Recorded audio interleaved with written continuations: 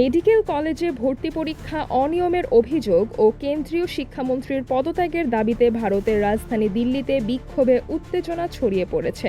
সংসদমুখী মিছিল ঠেকাতে police tear gas ও লাঠি চার্জ করলে সংঘর্ষের ঘটনা ঘটে। পরিস্থিতি নিয়ন্ত্রণে কয়েকটি এলাকায় মোবাইল ইন্টারনেট বন্ধ এবং 5টি মেট্রো স্টেশন সাময়িকভাবে বন্ধ রাখা হয়েছে।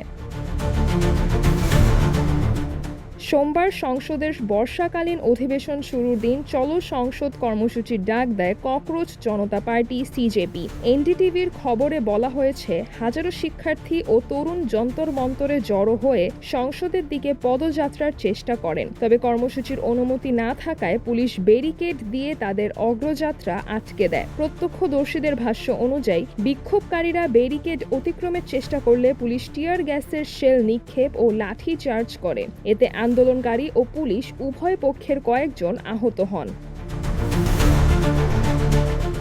পরিস্থিতি নিয়ন্ত্রণে রাখতে মধ্য দিল্লির কয়েকটি এলাকায় সাময়িকভাবে মোবাইল ইন্টারনেট সেবা বন্ধ রাখা হয়েছে। পাশাপাশি নিরাপত্তার স্বার্থে রাজীব চৌক, জনপথ, প্যাটেল চৌক, সেন্ট্রাল সেক্রেটারিয়েট ও সেবাতীর্থ এই 5টি মেট্রো স্টেশনও সাময়িকভাবে বন্ধ ঘোষণা করা হয়। এতে রাজধানীতে যাত্রীদের ভোগান্তি বেড়েছে। এর আগে দিল্লি পুলিশ জানিয়েছিল, যন্তর মন্তরের নির্ধারিত স্থান ছাড়া অন্য কোথাও অনুমতি ছাড়া মিছিল, সমাবেশ বা 5 জনের বেশি মানুষের জমায়েত নিষিদ্ধ।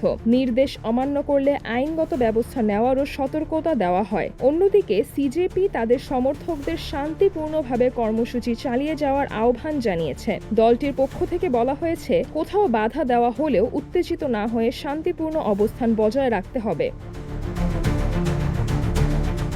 উল্লেখ্য, মেডিকেল ভর্তি পরীক্ষায় প্রশ্ন ফাঁস ও অনিয়মের অভিযোগকে কেন্দ্র করে শিক্ষা ব্যবস্থার সংস্কারের দাবিতে এই আন্দোলন শুরু হয়। এতে নেতৃত্ব দিচ্ছেন অভিজিৎ দীপকের নেতৃত্বে গঠিত ককরোচ জনতা পার্টি। পরে আন্দোলনে যোগ দেন অধিকার কর্মী সোনম ওয়াংচুক। গত 28 জুন থেকে তিনি যন্তর মন্তরে অনশন শুরু করেন। শারীরিক অবস্থার অবনতি হলে গত শনিবার তাকে হাসপাতালে নেওয়া হয়। হাসপাতাল থেকে দেওয়া এক বার্তায় সোনম ওয়াংচুক বলেন, প্রশ্ন ফাঁস ও শিক্ষা ব্যবস্থার ব্যর্থতার দায় সরকার স্বীকার না করা এবং বিষয়টি সংসদে আলোচনার নিশ্চয়তা না পাওয়া পর্যন্ত তিনি অনশন চালিয়ে যাবেন। পরিস্থিতি ঘিরে দিল্লিতে নিরাপত্তা ব্যবস্থা জোরদার করা হয়েছে।